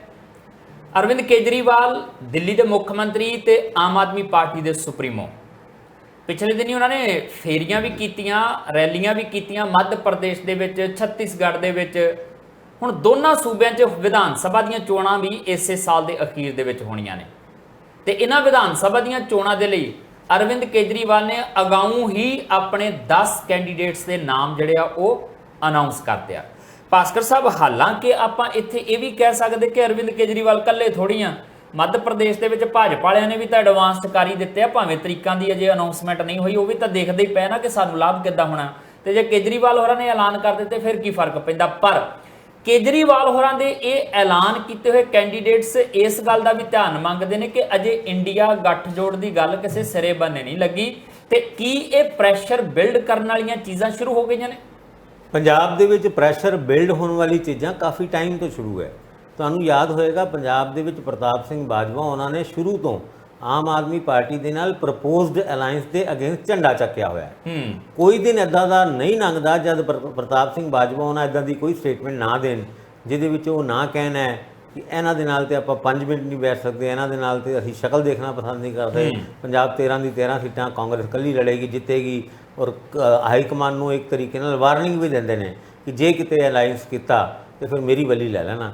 ਹੁਣ ਉਹ ਬਲੀ ਦੇ ਮਾਮਲੇ ਦੇ ਵਿੱਚ ਹਰੀਸ਼ ਚੌਧਰੀ ਉਹਨਾਂ ਦੀ ਪਰਸੋਂ ਪੰਜਾਬ ਦੇ ਵਿੱਚ ਐਂਟਰੀ ਹੋਈ ਜੀ। ਉਹਨਾਂ ਨੇ ਇੱਕ ਸੰਦੇਸ਼ ਸਾਰੇ ਲੀਡਰਾਂ ਨੂੰ ਦਿੱਤਾ ਕਿ ਵੀ ਚੁੱਪ ਕਰਕੇ ਬਹਿ ਜਾਓ, ਜੋ ਫੈਸਲਾ ਵੀ ਹਾਈ ਕਮਾਨ ਕਰੇਗੀ ਉਹ ਮਨਜ਼ੂਰ ਹੋਏਗਾ। ਔਰ ਇਹ ਗੱਲ ਸਾਰੇ ਪੰਜਾਬ ਦੇ ਲੀਡਰ ਆਲਰੇਡੀ ਕਹਿ ਰਹੇ ਨੇ, ਭਾਵੇਂ ਨਵਜੋਤ ਸਿੰਘ ਸਿੱਧੂ ਉਹਨਾਂ ਨੇ ਵੀ ਕੱਲ ਬਿਆਨ ਦੇ ਕੇ ਕਿ ਰਾਸ਼ਟਰ ਹਿੱਤ ਦੇ ਵਿੱਚ ਕੀਤਾ ਹੋਇਆ ਅਲਾਈਅੰਸ, ਹਾਈ ਕਮਾਨ ਦਾ ਰਾਈਟ ਹੈ, ਹਾਈ ਕਮਾਨ ਜੋ ਡਿਸੀਜਨ ਲਏਗਾ, ਸਿਪਾਹੀ ਕਦੀ ਜਨਰਲ ਤੋਂ ਸਵਾਲ ਨਹੀਂ ਕਰਦੇ, ਇੱਦਾਂ ਦੀ ਗੱਲ ਕਹਿ ਕੇ ਉਹਨਾਂ ਨੇ ਆਪਣੀ ਗੱਲ ਨੂੰ ਅੱਗੇ ਤੋਰਨ ਦੀ ਕੋਸ਼ਿਸ਼ ਕੀਤੀ ਹੈ। ਪਰ ਅਰਵਿੰਦ ਕੇਜਰੀਵਾਲ ਉਹਨਾਂ ਦਾ ਛੱਤੀਸਗੜ੍ਹ ਤੇ ਮੱਧ ਪ੍ਰਦੇਸ਼ ਦੇ ਵਿੱਚ 10 ਕੈਂਡੀਡੇਟਾਂ ਦਾ ਐਲਾਨ, ਇਹ ਵੀ ਇੱਕ ਦਬਾਅ ਦੇ ਤੌਰ ਤੇ ਦੇਖਿਆ ਜਾ ਸਕਦਾ। ਔਰ ਉਸ ਤੋਂ ਪਹਿਲੇ ਗਗਨ ਅਨਮੋਲ ਗਗਨ ਮਾਨ ਉਹਨਾਂ ਜਿਹੜੀ ਪੰਜਾਬ ਦੀ ਇੱਕ ਟੂਰਿਜ਼ਮ ਮਿਨਿਸਟਰ ਹੈਗੀ ਹੈ, ਉਹਨਾਂ ਦਾ ਵੀ ਸਿਰੇ ਤੋਂ ਇਨਕਾਰ ਕਰਨਾ ਕਿਸੇ ਵੀ ਅਲਾਈਅੰਸ ਤੋਂ। ਭਗਵੰਤ ਮਾਨ ਉਹਨਾਂ ਦਾ ਵੀ ਇਹ ਗੱਲ ਕਹਿਣਾ ਕਿ ਅਸੀਂ ਇਕੱਲੇ ਲੜਨਾ ਵੀ ਜਾਣਦੇ ਹਾਂ, ਜਿੱਤਣਾ ਵੀ ਜਾਣਦੇ ਹਾਂ ਤੇ ਸਰਕਾਰ ਬਣਾਉਣਾ ਵੀ ਜਾਣਦੇ ਹਾਂ। ਇਹ ਵੀ ਆਪਣੇ ਆਪ ਵਿੱਚ ਪ੍ਰੈਸ਼ਰ ਟੈਕਟਿਕਸ ਦੇ ਤੌਰ ਤੇ ਦੇਖਿਆ ਜਾ ਰਿਹਾ, ਉਹ ਵੀ ਖਾਸ ਕਰਕੇ ਤਦ ਜਦ ਅਗਲੀ ਮੀਟਿੰਗ ਜਿਹੜੀ ਪ੍ਰਪੋਜ਼ਡ ਮੀਟਿੰਗ ਹੈ, ਜਿਹਦੀ ਡੇਟ ਹਜੇ ਡਿਸਾਈਡ ਨਹੀਂ ਹੋਈ, ਭੋਪਾਲ ਦੇ ਵਿੱਚ ਮੱਧ ਪ੍ਰਦੇਸ਼ ਦੇ ਵਿੱਚ ਹੋਣੀ ਹੈ, ਉਹਦੇ ਵਿੱਚ ਸੀਟ ਸ਼ੇਅਰਿੰਗ ਦੇ ਉੱਤੇ 26 ਤੋਂ 28 ਪਾਰਟੀਆਂ ਨੂੰ, ਸਾਰੀ ਪਾਰਟੀਆਂ ਨੂੰ ਇਹ ਇੱਕ ਨਿਰਦੇਸ਼ ਦਿੱਤੇ ਗਏ ਨੇ ਕਿ ਆਪਣੀ ਆਪਣੀ ਜੇਤੂ ਸੀਟ ਦੀ ਲਿਸਟ ਦੇ ਨਾਲ ਤੁਸੀਂ ਅਗਲੀ ਮੀਟਿੰਗ ਦੇ ਵਿੱਚ ਜਾਣਾ ਔਰ ਕਨਵਿੰਸ ਕਰਨਾ ਕਿ ਤੁਸੀਂ ਹੀ ਕਿਉਂ ਇਹ ਸੀਟ ਜਿੱਤ ਸਕਦੇ ਹੋ, ਹੋਰ ਕੋਈ ਕਿਉਂ ਨਹੀਂ ਜਿੱਤ ਸਕਦਾ। ਉਸ ਤੋਂ ਬਾਅਦ ਸੀਟਾਂ ਦਾ ਬੰਡਵਾਰਾ ਹੋਏਗਾ। ਇਹ ਪ੍ਰੈਸ਼ਰ ਟੈਕਟਿਕ ਦੇ ਤੌਰ ਤੇ ਦੇਖੀ ਜਾ ਸਕਦੀ ਹੈ, ਕਿਉਂਕਿ ਬੀਜੇਪੀ ਨੇ ਵੀ ਪਹਿਲੇ ਉਹਨਾਂ ਸੀਟਾਂ ਦੇ ਉੱਤੇ, ਜਿਹੜੀ ਸੀਟਾਂ ਉਹਨਾਂ ਨੇ ਪਿਛਲੇ ਇਲੈਕਸ਼ਨ ਦੇ ਵਿੱਚ ਨਹੀਂ ਜਿੱਤੀ ਸੀ, ਉਹਨਾਂ ਦੇ ਉੱਤੇ ਕੈਂਡੀਡੇਟ ਅਨਾਉਂਸ ਆਲਰੇਡੀ ਕਰਤੇ ਨੇ। ਕਰਨਾਟਕਾ ਦੇ ਵਿੱਚ ਬੀਜੇਪੀ ਨੇ ਕੁਝ ਲੀਡਰਾਂ ਨੂੰ ਇਗਨੋਰ ਕੀਤਾ ਸੀ ਔਰ ਬਾਅਦ ਚੋਂ ਕਾਂਗਰਸ ਦੇ ਵਿੱਚ ਸ਼ਾਮਿਲ ਹੋ ਗਏ ਸੀ, ਉਹਦੇ ਵਿੱਚੋਂ ਡਿਪਟੀ ਚੀਫ ਮਿਨਿਸਟਰ ਤੱਕ ਦੇ ਲੋਕ ਸੀਗੇ।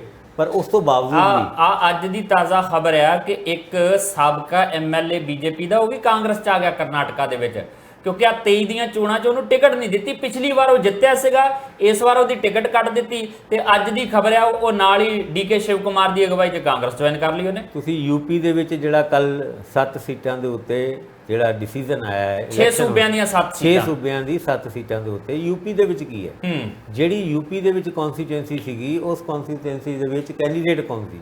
ਉਹ ਕਦੀ ਬੀਐਸਪੀ ਦੇ ਵਿੱਚ ਹੁੰਦਾ ਸੀਗਾ, ਬਾਅਦ ਚੋਂ ਬੀਜੇਪੀ ਦੇ ਕੋਲ ਚਲਾ ਗਿਆ, ਬੀਜੇਪੀ ਤੋਂ ਬਾਅਦ ਕਾਂਗਰਸ ਦੇ ਵਿੱਚ ਆਇਆ, ਕਾਂਗਰਸ ਤੋਂ ਬਾਅਦ ਫਿਰ ਬੀਜੇਪੀ ਚਲਾ ਗਿਆ, ਫਿਰ ਕਾਂਗਰਸ ਦੇ ਵਿੱਚ ਬਸਪਾ 'ਚ ਵੀ ਗਿਆ, ਉਹ ਬਸਪਾ ਦੇ ਵਿੱਚ ਪਹਿਲੇ ਗਿਆ ਸੀਗਾ। ਪਹਿਲਾਂ ਸਮਾਜਵਾਦੀ ਪਾਰਟੀ 'ਚ ਸੀ, ਸਮਾਜਵਾਦੀ ਪਾਰਟੀ 'ਚੋਂ ਬੀਜੇਪੀ 'ਚ ਗਿਆ, ਬੀਜੇਪੀ 'ਚੋਂ ਫਿਰ ਬਸਪਾ 'ਚ ਗਿਆ, ਬਸਪਾ 'ਚੋਂ ਬਾਅਦ ਫਿਰ ਸਮਾਜਵਾਦੀ ਪਾਰਟੀ 'ਚ ਆਇਆ ਤੇ ਹੁਣ ਫਿਰ ਬੀਜੇਪੀ 'ਚ ਚਲਾ। ਨਾਮ ਹੈ ਦਾਰਾ ਸਿੰਘ ਚੌਹਾਨ। ਉਹ ਦਾਰਾ ਸਿੰਘ ਵਾਕਈ ਦਾਰਾ ਸਿੰਘ ਬਣ ਕੇ ਉਭਰਿਆ ਔਰ ਯੂਪੀ ਦੇ ਵਿੱਚ ਆਦਿੱਤਿਆਨਾਥ ਯੋਗੀ ਉਹਨਾਂ ਦੀ ਮੁੱਖ ਮੰਤਰੀ ਦੇ ਬਾਵਜੂਦ ਉੱਥੇ ਬਹੁਤ ਸਾਰੇ ਯੂਨੀਅਨ ਮਿਨਿਸਟਰ ਤੋਂ ਲੈ ਕੇ ਵੱਡੇ ਵੱਡੇ ਲੀਡਰ ਬੀਜੇਪੀ ਨੇ ਲਾਏ ਹੋਏ ਸੀਗੇ ਔਰ ਉਸ ਤੋਂ ਬਾਵਜੂਦ ਸਮਾਜਵਾਦੀ ਪਾਰਟੀ ਦਾ ਜਿੱਤਣਾ ਔਰ 7 ਸੀਟਾਂ ਵਿੱਚੋਂ 3 ਤੇ ਭਾਜਪਾ ਤੇ 4 ਤੇ ਇੰਡੀਆ ਗਠਬੰਧਨ ਦਾ ਜਿੱਤਣਾ। ਹੁਣ ਇੰਡੀਆ ਗਠਬੰਧਨ ਭਾਵੇਂ ਨਹੀਂ ਵੀ ਬਣਿਆ, ਹੁਣ ਜਿਹੜਾ ਬੀਜੇਪੀ ਦੇ ਵਿੱਚ ਨਹੀਂ ਹੈ, ਐਨਡੀਏ ਦੇ ਵਿੱਚ ਨਹੀਂ ਹੈ, ਤਾਂ ਉਹਨੂੰ ਆਪਾਂ ਮੱਲੋ ਮੱਲੀ ਇੰਡੀਆ ਗਠਬੰਧਨ ਦੇ ਵਿੱਚ ਹੀ ਪਾ ਦਿੰਦੇ। ਪਰ ਇਹਦੇ ਵਿੱਚ ਇੱਕ ਚੀਜ਼ ਹੋਰ ਵੀ ਆ ਭਾਸਕਰ ਸਾਹਿਬ, ਆਪਾਂ ਇਹ ਵੀ ਜਾਣਦੇ ਕਿ ਇਹ ਗੱਠਜੋੜ ਸਿਰਫ ਤੇ ਸਿਰਫ ਲੋਕ ਸਭਾ ਦੀਆਂ ਚੋਣਾਂ ਲਈ ਹੋ ਰਿਹਾ ਹੈ, ਇਹ ਵਿਧਾਨ ਸਭਾ ਦੀਆਂ ਚੋਣਾਂ ਲਈ ਨਹੀਂ ਹੈ।